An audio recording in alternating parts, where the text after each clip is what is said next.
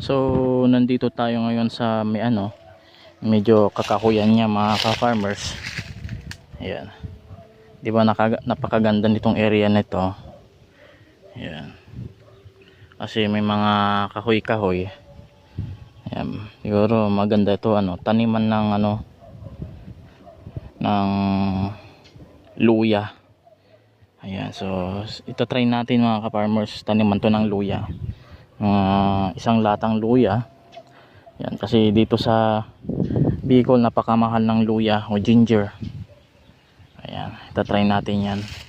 Maghahanap tayo ng banhi natin na luya. Ayan, so ayan.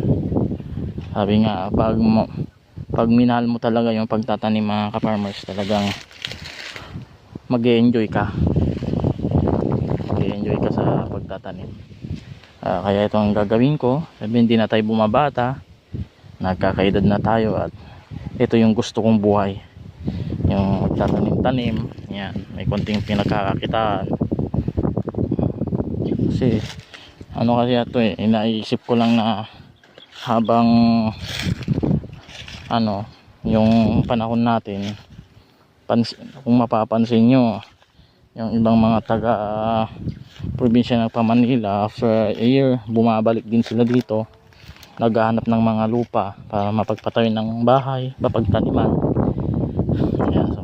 Kaya siguro after 10 years, 15 years o 20 years, ganun din babalik din tayo kung saan tayo nanggaling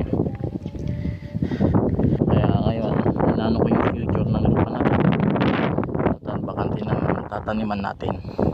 Yan, itong ini-sprayan ni Uncle Michael na to, ito yung party ni mama. Yan, shout out kay Mama Florentina Realisan, sabihin niya. Ito yung area niya.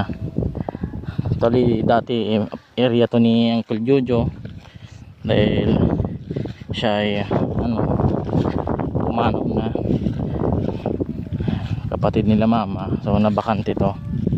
Ayan, kaya tataniman natin. Medyo okay na at gusto magtanim yung